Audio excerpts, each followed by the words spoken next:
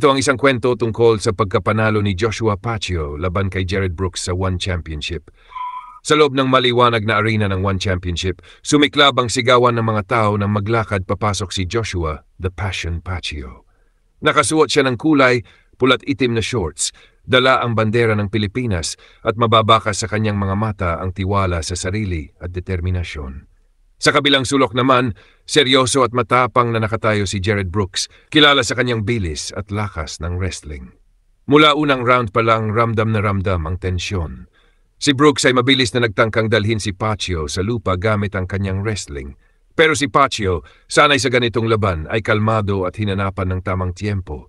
Gumamit siya ng matitinding depensa at mabilis na counter-strikes na paulit-ulit na tumatama sa kalaban. Habang lumilipas ang mga round, hindi bumigay si Pacquiao. Sa halip, pinakita niya ang kanyang matinding conditioning at husay sa striking. Sa isang mahalagang sandali, nakahanap siya ng butas, isang kombinasyong mabilis na suntok at malinis na roundhouse kick ang tumama.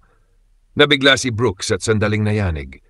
Dito na pinakita ni Pacquiao ang kanyang killer instinct. Dinagdagan niya ng mga matutunog na suntok hanggang mapaatras ang Amerikano. Pumutok ang buong arena nang ideklara ng referee ang panalo ni Joshua Pacquiao. Muli niyang napatunayan na siya ay tunay na mandirigmang Pilipino, hindi lang para sa sarili niya, kundi para sa buong bansa.